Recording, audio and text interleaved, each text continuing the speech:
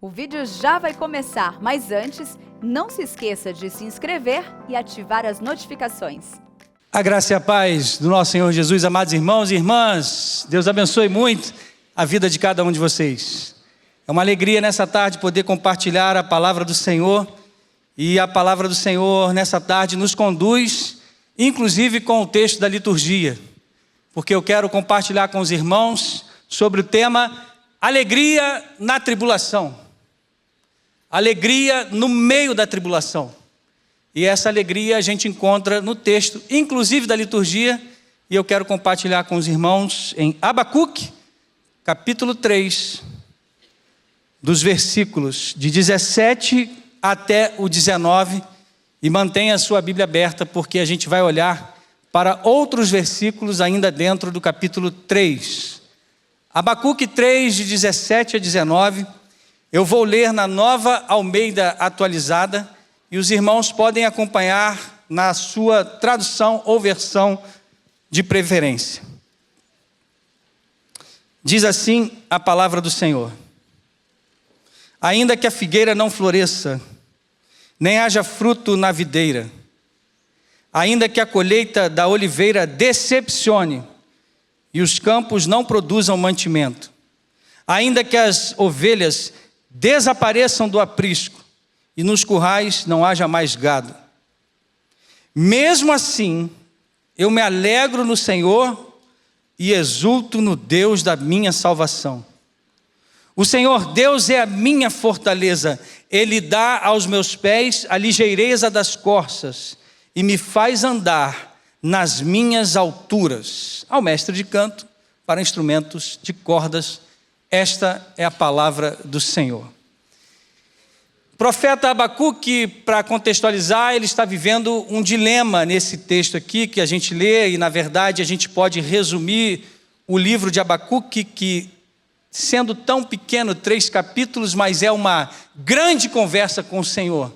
É uma oração ao Senhor, e nessa grande conversa com o nosso Deus, ele faz a sua reclamação, ele recebe uma resposta do próprio Deus, e no capítulo 3, ele faz, na verdade, um grande cântico em louvor e adoração ao nosso Deus, e nessa oração, ele expressa justamente esse seu medo, mas que agora encontra uma alegria. No começo do livro você vai perceber que Abacuque não entendia por que o Senhor executou o seu juízo sobre Judá, utilizando-se do perverso exército babilônico. Contudo, a resposta do Senhor a essa falta de entendimento de Abacuque é uma resposta que inclusive vai ecoar por repetição, por assim dizer, na vida do apóstolo Paulo, onde você encontra em Abacuque 2, versículo 4, a célebre frase que mudou a vida de Lutero, inclusive: o justo viverá pela sua fé, conforme Abacuque. E a gente não pode destacar que, num primeiro momento, Abacuque, ele se sentiu desanimado, sim. Uma reação normal de qualquer ser humano. Falei isso na quarta-feira. Desânimo faz parte da vida do crente. Mas quando a gente enfrenta um perigo, um desânimo, uma decepção, seja pelo surgimento de um sofrimento, de uma dor, se temos a esperança do Senhor na nossa vida e a certeza de que Ele está ao nosso lado, a forma como nós reagimos frente aos problemas conta muito, meu irmão e minha irmã. Por isso a gente deve imitar a Abacuque nessa tarde, nessa oração. A gente deve reagir como ele e imitando, porque o profeta se alegrou em Deus e prosseguiu confiando na sua sabedoria e fidelidade, independente das circunstâncias e do que o Senhor fizesse e permitisse em suas vidas. É assim que nós devemos imitar. Por isso, eu quero trazer um exemplo à guisa de introdução e ilustração sobre um missionário inglês chamado Alan Gardner, que eu li há pouco tempo. E esse missionário, além de um hábil marinheiro e capitão de navio, ele saía com o seu navio e os tripulantes para pregar o evangelho, e quando numa dessas ele vem à América do Sul, e o seu navio naufragou na costa de uma das ilhas aqui da América do Sul, na costa da América do Sul, e justamente quando ele estava a caminho de uma nova missão, e eles tentaram esperar e aguardar aqueles que sobreviveram ao naufrágio, até que alguém viesse resgatá-los, mas esse dia nunca chegou. O que aconteceu é que Alan Gardner e toda a sua tripulação sobrevivente, um a um, e ele foi praticamente o último, morreram de fome numa ilha deserta. E esse homem, vários meses depois, quando finalmente a equipe de resgate os encontrou nessa ilha, encontraram os restos mortais de Alan Gardner, e ali, debaixo dos restos mortais dele, o seu diário, que estava debaixo do seu corpo, e nos seus últimos momentos de energia, porque dizem aqueles que pegaram o diário, a letra estava trêmula. Ele escreveu justamente o Salmo 34, 10, que vai dizer: os leõezinhos passam necessidade e sentem fome, porém os que buscam o Senhor, bem nenhum lhes faltará. E logo abaixo desse versículo, as últimas palavras de Alan Gardner foram: estou impressionado com a sensação da bondade do nosso Deus. Impactado pela bondade, sem comida, morrendo de fome após um naufrágio. Uma longa e dolorosa jornada até o fim da sua vida. No entanto, comovido, quebrantado pela bondade do nosso Deus. Meus irmãos, a minha oração é que quisera Deus que chegássemos a viver neste lugar, de sermos dominados pelo sentimento e pelo amor da bondade de Deus em qualquer circunstância. Por isso, quando você normalmente quando você diz que Deus é bom, quando é que você diz isso? Deus é bom o tempo todo.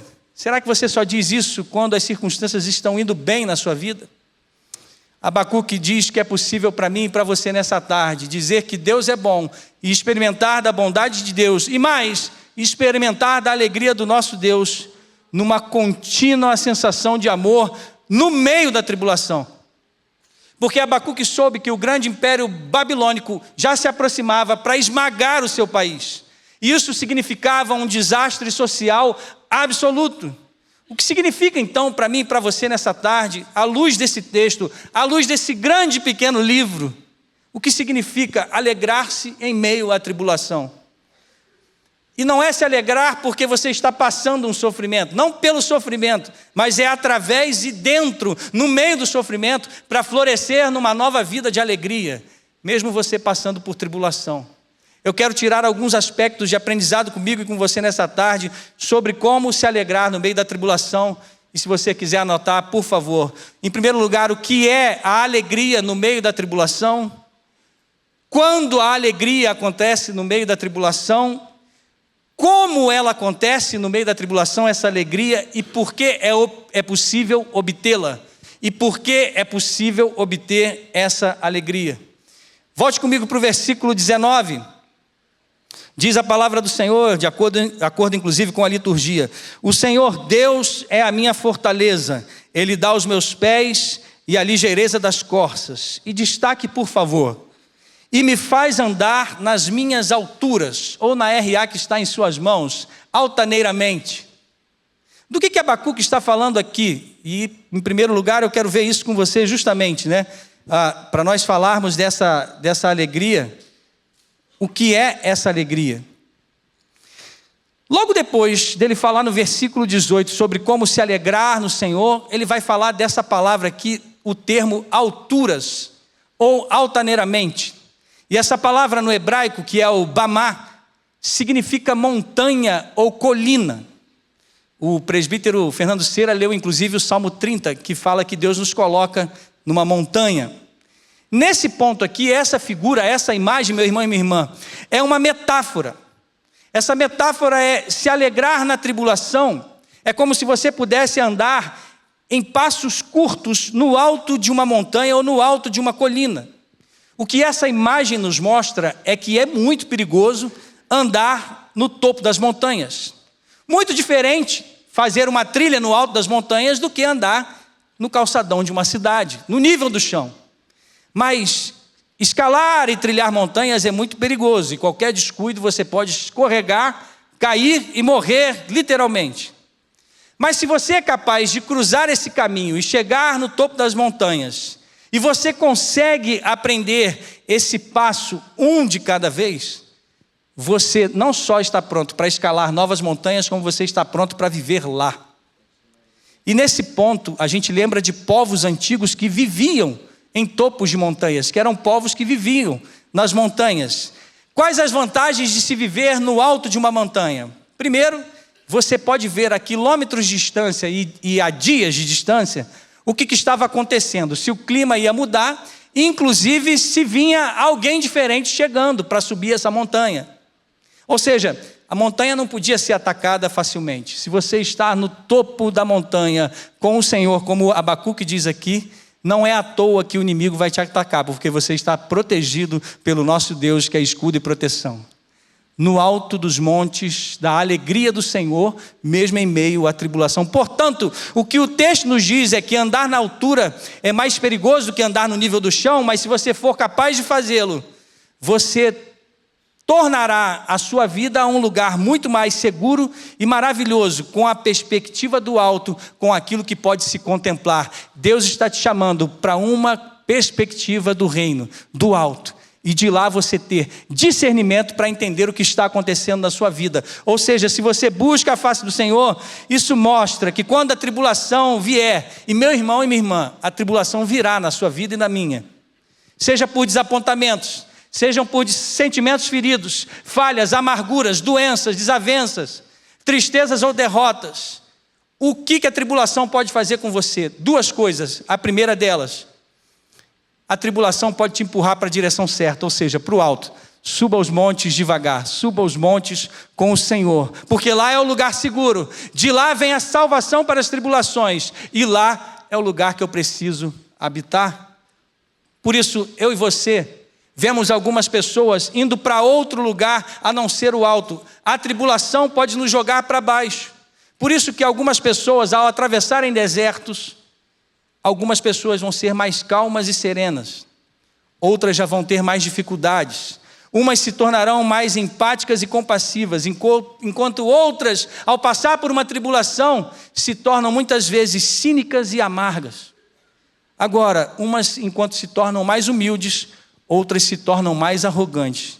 A tribulação pode nos tornar parecidos com Alan Gardner, prontos para encarar qualquer tribulação, se a confiança está no Senhor. Ou seja, a tribulação pode te elevar e nos tornarmos pessoas melhores espiritualmente falando, ou podemos nos tornar piores do que antes. Ou seja, em outras palavras, o sofrimento pode tanto fazê-lo se erguer diante do Senhor, quanto fazê-lo cair para mais longe como você nunca esteve, destruído emocionalmente e espiritualmente, ou ela pode te colocar nas alturas.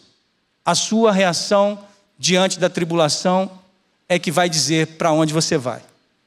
Por isso, o texto, na verdade, está dizendo aqui para mim e para você, no versículo 19, quando ele fala na NAA, e a Nova Almeida Atualizada ajuda muito nisso, quando ela diz assim, nas minhas alturas. Por que ele chama para si essas alturas?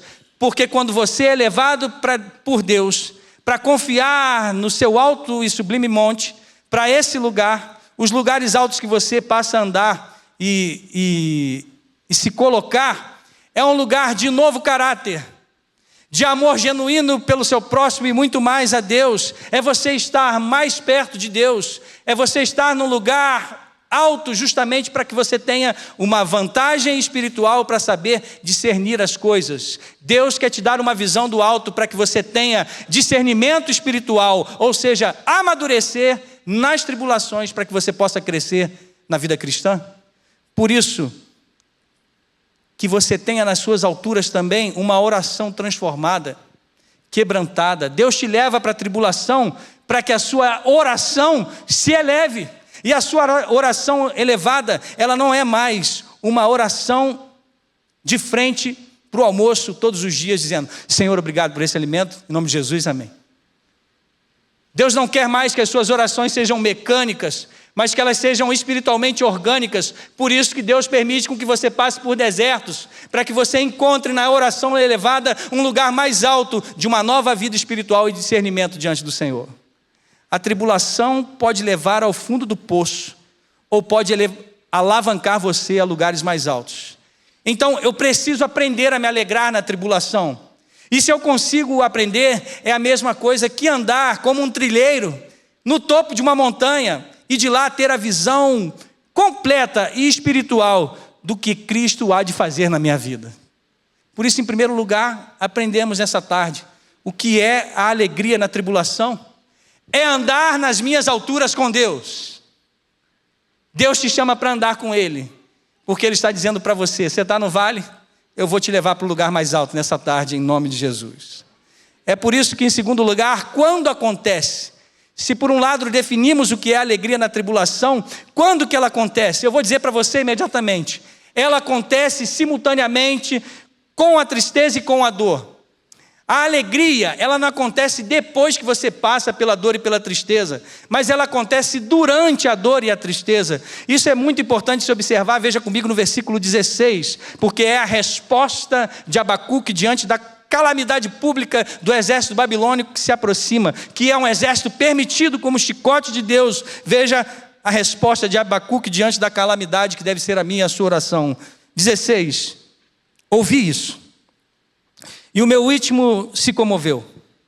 Os meus lábios tremeram ao ouvir a sua voz. A podridão entrou nos meus ossos, ou seja, Abacuque ficou doente. E os meus olhos vacilaram. Pois em silêncio devo esperar o dia da angústia, que virá contra o povo que nos ataca. Ou seja, essa é a resposta de Abacuque, mas eu quero que você grife, se for possível na sua Bíblia, essa parte quando ele diz aqui na parte B do versículo, dizendo: pois em silêncio devo esperar. Especificamente o verbo esperar aqui no hebraico, que é o nuer, esse nuer aqui, ele significa para o judeu profundo repouso e paz, ou seja, uma profunda paz. E o conceito dessa palavra, nuer, ele é tão impressionante, porque ele está falando de duas coisas acontecendo ao mesmo tempo, ou seja, a notícia da tribulação que faz Abacuque tremer, mas Abacuque, que com a sua própria personalidade, transformada por Deus, que Deus não esmaga a personalidade de Abacuque, mas transforma o seu ser, onde dignamente o seu nome agora, que significa Rabacuque, ou seja, abraço, Abacuque se agarra, Abacuque se abraça às promessas do Senhor, e abraçado às promessas do Senhor, agora a paz que excede todo entendimento vem mesmo no meio da notícia da tribulação vindoura e até mesmo dos seus ossos que ficaram doentes. Ou seja, ele se agarra ao shalom de Deus e pôde ter ali uma paz profunda concomitantemente com a tribulação. Ou seja, quando que acontece? Não dá para a gente, porque assim, a gente tem dificuldade, meu irmão e minha irmã, de entender isso, porque nós pensamos que não podemos nos alegrar durante a tristeza. É muito isso do mundo ocidental. Mas a Bíblia mostra para mim e para você que sim, nos mostra que no meio da tribulação você pode se alegrar por esperar com paciência no Senhor, como Abacuque fez, e se alegrar na salvação que vem dele mesmo. Existe um grande perigo para mim e para você, quando a gente pensa que durante a dor e a tristeza que acontece na vida do crente, nesse momento está acontecendo uma falta de fé. Fulano está triste, fulano está passando por tribulação, isso é falta de fé, se não pecado. Como fizeram os amigos de Jó, por exemplo, Jó 1, 20, 22, se você pode, abra sua Bíblia, Jó 1, 20, 22. Jó 1, de 20 a 22. Então Jó se levantou, rasgou o seu manto, rapou a cabeça, prostrou-se em terra e adorou. Quando é que ele fez isso? Quando ele soube da notícia que todos os seus filhos morreram. E ele perdeu toda a sua riqueza de uma só vez, numa calamidade. E ele disse: nu saí do ventre de minha mãe e nu voltarei. O Senhor o deu e o Senhor o tomou, bendito seja o nome do Senhor. E diz a palavra de Deus a respeito de Jó: em tudo isto, Jó não pecou, nem atribuiu a Deus falta alguma. Ou seja, Jó não tinha feito nada de errado, meu irmão e minha irmã, mas ele não perdeu a sua fé, mas não viveu a sua tristeza sem deixar de buscar a Deus. Jó buscou a Deus no meio da tribulação. Alegria e sofrimento acontecem simultaneamente à tribulação. Você não pode dizer assim: primeiro um momento eu fico alegre e outro momento depois eu fico triste com dor, passo pela alegria, depois eu passo pela tristeza, pela dor, ou vice-versa, eu passo pela tristeza depois que isso passar, eu penso em me alegrar. Pelo contrário, a dor e a tristeza devem aumentar a sua alegria. Percebam, a dor e a tristeza devem alavancar a sua alegria. Sabe por quê? Porque a dor e a tristeza devem conduzir a sua vida para mais próximo de Deus. Porque dor e tristeza levam você a buscar ao Senhor os recursos que você nunca teve. Dor e tristeza vão fazer com que você encontre recursos antes nunca encontrados. E é nesse momento que a sua alegria é aumentada e você, no meio da tristeza, por esses recursos fornecidos pelo Espírito Santo, você consegue lidar melhor com a tristeza e passa a se alegrar simultaneamente. É meio louco, mas o Evangelho é loucura para os homens. Por isso que, por exemplo, olhe para Jesus, certo? Ele é perfeito, correto? Jesus é perfeito? Sim ou não? Sim, 100% homem, 100% Deus. Mesmo sendo homem, ele não pecou. Mas você vê a sua jornada na terra. E se você olha para a sua jornada, Jesus sentia dor, tristeza e chorava. E mesmo assim, ele estava errado por fazer isso? É claro que não, porque Jesus é perfeito. E porque quando você pensa justamente que não pode sentir dor e tristeza e alegria no Senhor ao mesmo tempo, é que talvez você esteja mergulhado de tal forma em si mesmo, no seu próprio ego, e você não consegue sentir a tristeza do mundo e não consegue concomitantemente elaborar essas duas coisas.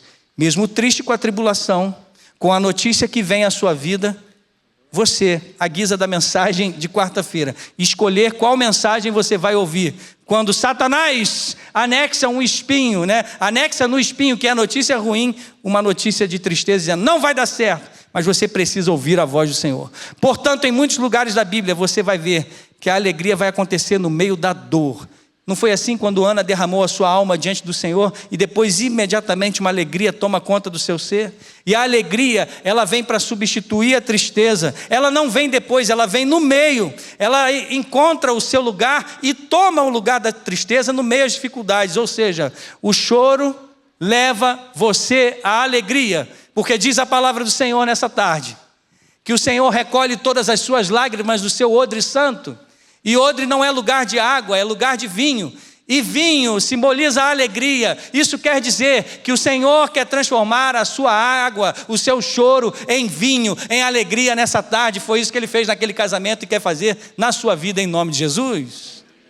E é por isso que o choro leva você à alegria, a tristeza aumenta a alegria o capacita a sentir a verdade do Senhor e assim lidar com a sua tristeza sem que você desmorone. Em outras palavras, finalmente você vai se tornar alguém emocionalmente e espiritualmente saudável quando você encontra alegria no próprio Deus.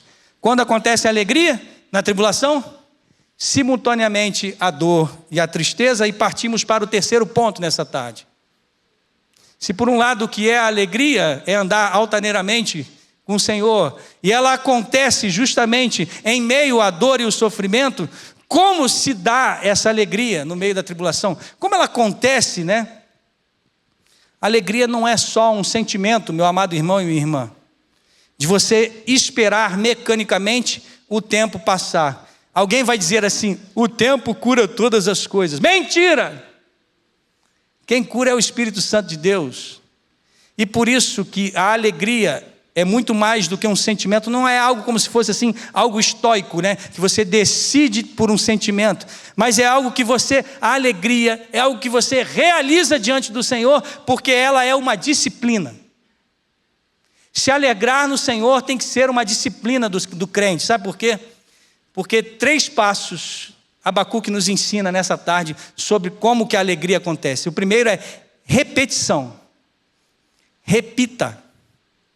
Repetição, é repetir. Alegria é repetir. Segundo, é relembrar. E terceiro, é propriamente dito, se alegrar.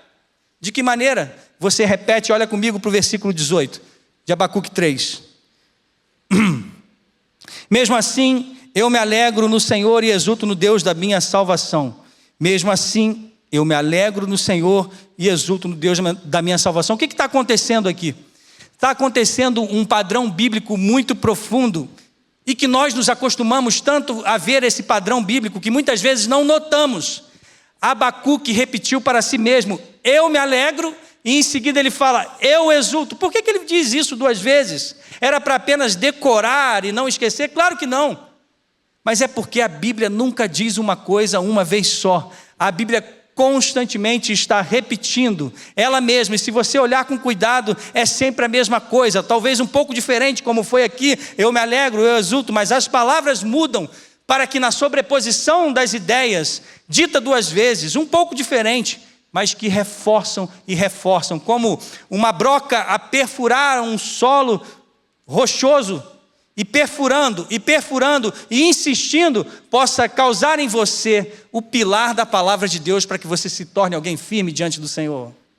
Dessa forma, é por isso que ela repete, para que de maneira mais profunda, ela adentre as verdades do Senhor e os valores da Bíblia entre no seu coração. Ou seja, a Bíblia sempre vai repetir. Esse é o padrão da poesia hebraica. O texto do Salmo lido na tarde de hoje vem por repetição. Por que 4 evangelhos? Repetição. Tudo sobre Jesus, para que seja aprofundado o leão da tribo de Judá no seu coração. Alegria na tribulação, em segundo lugar, se dar por relembrar. Tudo que Abacuque faz no capítulo 3, se você olhar o capítulo 3 como um todo, o que na verdade é maravilhoso, Abacuque está relembrando a promessa do Senhor e na verdade a história e os feitos do Senhor. O que ele relembra? É uma recapitulação do quê? Do Êxodo. Abacuque está lembrando o Êxodo. Olha comigo o versículo 5, veja aqui Abacuque 3:5. Adiante dele vai a peste e a pestilência segue os seus passos. Abacuque está lembrando como que Deus tirou o povo do Egito através das 10 pragas. Agora olha comigo para o versículo 6. Ele para e faz a terra tremer, olha e sacode as nações, esmigalham-se os montes primitivos, e as colinas antigas se abatem. O que ele está lembrando aqui? Ele está se referindo dessa caminhada do Êxodo, do Monte Sinai. Se lembrou do Monte Sinai. E agora pula comigo para o versículo 10, parte B. Na verdade a gente pode ler todo, dizendo: os montes te veem e se contorcem, torrentes de água passam, as profundezas do mar fazem ouvir a sua voz, e levantam bem alto as suas mãos. O que é isso aqui, meu irmão, minha irmã? Travessia do Mar Vermelho. Abacuque está se lembrando do Êxodo.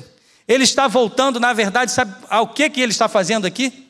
Abacuque está voltando ao evangelho que ele tinha disponível em suas mãos. Pelo menos o evangelho na forma que Abacuque tinha, pois o Êxodo era uma sombra daquilo que apontava para Cristo. E dessa forma, Deus que interveio e salvou aquele povo da tribulação e da escravidão, não por aquilo que o povo podia fazer, mas única e exclusivamente somente pelo poder daquilo que o próprio Deus fazia. Isso era o evangelho para Abacuque, promessa do Senhor, travessia, saída do Egito, do império das trevas para um novo reino, a terra prometida. Não somos peregrinos nesse mundo também? Não é assim que Deus está nos levando no deserto dessa vida para chegarmos à nova Canaã? Dessa forma, Abacuque está fazendo o que ele está fazendo aqui ao tempo todo, se lembrando, relembrando que o Senhor é o Todo-Poderoso e que salva no meio das tribulações e das tribulações. E se lembrar é trazer à memória aquilo que te dá esperança. Por isso que o salmista, no Salmo 42:5, vai dizer: porque estás abatido a minha alma, porque te perturbas dentro de mim, espera em Deus, pois ainda o louvarei. A Ele, meu auxílio e Deus meu. O salmista não está orando a Deus. O salmista está tendo uma conversa de vem para o espelho. Vem cá, você está abatido? Se lembra de Deus. Não foi assim que Jesus fez no barco em Lucas 8? Jesus olha para os discípulos que estavam com medo. Mestre, vamos perecer. O que está acontecendo? O Senhor não se importa que a gente morra. Jesus olha para ele e fala assim: vocês não têm fé? É como se Jesus dissesse para eles naquele dia: vocês sabem quem eu sou e não se lembram? Já viram tudo que eu realizei em terra firme? Vocês têm fé, coloquem essa fé para funcionar. Conectem quem eu sou à tempestade que vocês estão vivendo agora. Relembre-se. Meu irmão, minha irmã, você está passando por tribulação? Se lembre de tudo aquilo que Deus já fez na sua vida e Ele fará de novo. Por isso que a gente pode caminhar e aí se alegrar.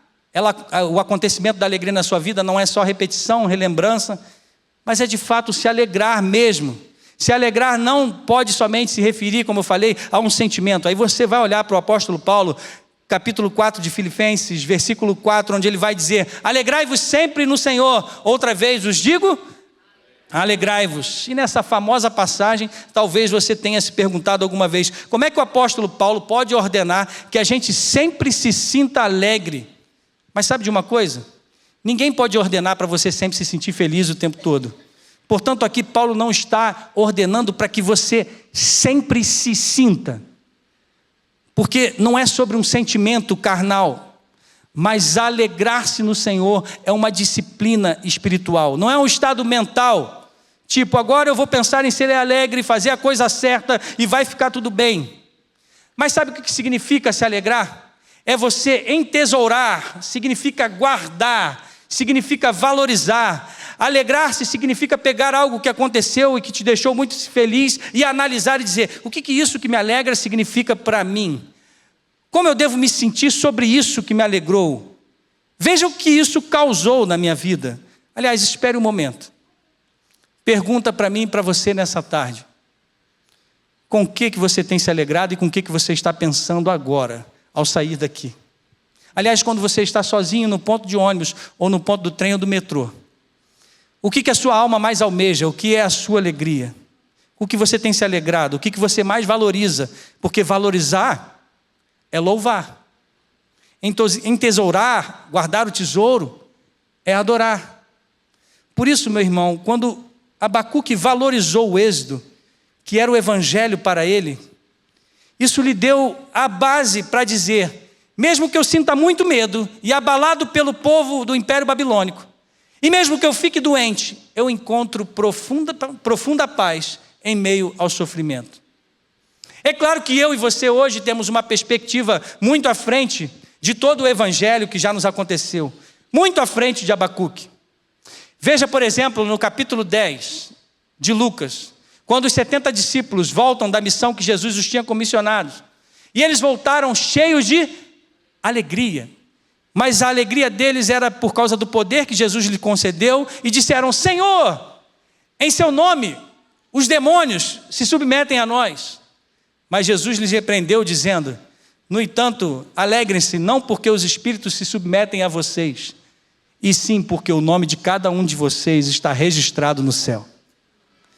Nesse ponto e naquela época, e na verdade é assim até os dias de hoje, quando você tem o seu nome registrado numa medalha ou numa placa, moção da Assembleia Legislativa, um documento importante, significa que você foi valorizado, significa que você realizou algo vultuoso, digno de prestígio, de veneração. Você tem um valor. Você fez algo e você é alguém. E talvez até o seu ato nas redes sociais tenham te dado um pouco de fama. O que Jesus está dizendo para os discípulos é o que ele nos diz nessa tarde. Não ousem olhar para algo que vocês estão realizando no mundo, para pensar que são alguém tipo, vejam as minhas conquistas, vejam a minha carreira, vejam os meus títulos, vejam a minha happy family, a minha família do Instagram. Vejam, eu sou alguém na vida, eu venci. E Jesus está dizendo para mim e para você nessa tarde, parem de se alegrar nas coisas do mundo, parem de valorizar essas coisas, parem de adorar, entesourar a si mesmos. Pois se as circunstâncias mudarem em torno dessas coisas, carreira, profissão, sexo, casamento, performance, e se essas coisas mudarem da noite para o dia, vocês vão desmoronar, sendo destruídos, vão cair do topo da montanha dos seus próprios tesouros. Esse é o alerta de Jesus para nós nessa tarde. Tudo que Jesus quer é que nos alegremos pelo nosso nome já estar escrito no livro da vida e registrado no céu. Você foi aceito pelo Senhor quando Ele te chama para ser dele. O seu lugar já está garantido. Pare de se alegrar nas coisas do mundo, se alegre em Deus e na sua salvação. Você já é amado. Simplesmente se alegre. Por isso, em último lugar, se devemos repetir, relembrar e nos alegrar no Senhor, por que é possível se alegrar na tribulação? Você sabia que em Lucas 9, Jesus teve um encontro com Moisés? E eles estavam no topo de uma montanha, Jesus estava andando altaneiramente com Pedro, Tiago e João. E foi lá que ele começou de repente a brilhar. E houve uma grande e famosa, que sabemos pelo texto, transfiguração. Moisés e Elias representaram ali a lei e os profetas. E começaram a ter um diálogo, começaram a ter uma conversa ali com Jesus, na verdade. E o texto vai nos dizer, em Lucas 9:31, que eles conversavam a respeito, talvez na sua tradução, da partida de Jesus. E outros textos vão dizer sobre a morte de Jesus. Mas sabe o que está no original grego para partida ou morte? Êxodos. Ou seja, Jesus é o próprio êxodo que ele estava prestes a cumprir. Você consegue imaginar aquela conversa? Moisés, chegando assim para Jesus, dizendo: olha, eu realizei um êxodo notável no passado, no Antigo Testamento, para ver. Vocês deviam estar lá para ver. Aliás, Jesus, você estava, né? Você era a coluna de fogo e a nuvem sobre o povo. Mas, Jesus, o êxodo que você está prestes a realizar, esse vai ser o supremo e definitivo êxodo. E do que se trata isso para mim e para você nessa tarde? Moisés arriscou a sua vida para libertar os filhos de Israel da escravidão social e política do seu tempo. Mas Jesus, o supremo Moisés, ele não arriscou a sua vida. Ele entregou a sua vida para libertar a mim e a você. Não de uma escravidão política, mas da escravidão do pecado e da morte. E é por isso que o primeiro Moisés que arriscou a sua vida, o segundo veio para se entregar. O primeiro Moisés matou um cordeiro para passar o sangue nos umbrais das portas, e assim os filhos de Israel seriam perdoados e libertos. Mas o supremo Moisés, que é Cristo Jesus, esperança da glória, ele foi esse próprio cordeiro que morreu em nosso lugar pelos nossos pecados e para nos libertar. O primeiro Moisés escreveu os nomes dos filhos de Israel em pedras preciosas e colocou presas nos peitos dessas pedras, safira e tantas outras, diamantes ali, presas no peito do sumo sacerdote, que era o seu irmão Arão, pois quando estava ministrando diante da presença de Deus no tabernáculo, ele tinha os nomes dos filhos de Israel gravados sobre o seu peito. O supremo Moisés, que é Cristo Jesus, esperança da glória, ele é o definitivo sumo sacerdote, se você crer nele, porque ele entregou a sua vida por você e por mim, e se você crer que ele é o cordeiro na cruz do Calvário, se você crer nele nesse exato momento, Jesus está na presença do Pai, e ele está com o seu nome gravado no seu coração, na palma das suas mãos. É por isso que você precisa absolutamente agora crer que o seu nome está registrado no céu. Use isso. Jesus disse: não se alegre no fato de você ser sócio de uma empresa, de ter juntado dinheiro, de ter os bens desse mundo, do seu orgulho ou do seu diploma na parede, de tornar o seu nome célebre. Pare de adorar e de valorizar a si mesmo. Pare de entesourar essas coisas. Veja o que eu quero que vocês pensem, diz Jesus para mim e para você. Quando você se sentir triste e desanimado, se você perder tudo e o seu nome for parar na lama, saiba que o seu nome está escrito no céu, a sua única e verdadeira riqueza. Só assim é possível se alegrar nas tribulações. Coloque todo o seu ser em adoração, porque o maior tesouro que o ser humano pode ter é Jesus Cristo, a esperança da glória. Ele pode te proteger e te salvar no meio das tribulações e das tribulações. Que Deus nos abençoe. Eu quero orar com você enquanto os irmãos do hino chegam para cá, os presbíteros.